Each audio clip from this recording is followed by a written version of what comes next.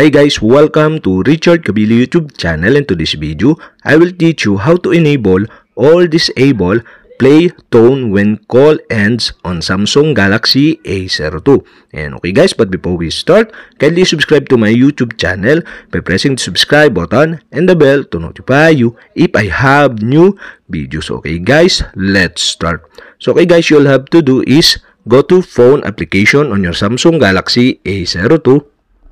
Here in phone, okay, go to 3 dot on the right side on your screen. Okay, tap this. And the pop-up show, okay, go to settings. In settings, okay, go to call alerts and ringtone. Okay, tap this. Here in call alert and ringtone, in call alert section, you can see the play tone when call ends. And on the right side, you can see the switch button.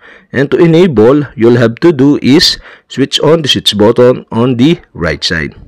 And that's it. Okay, we have successfully enabled.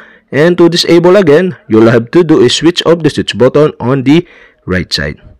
And that's it. Okay, we have successfully enabled or disable play tone when calls ends on Samsung Galaxy A02. And okay guys, if you have a question, kindly comment below. And don't forget to hit the subscribe button and the bell to notify you if I have new videos. Okay guys, thank you for watching.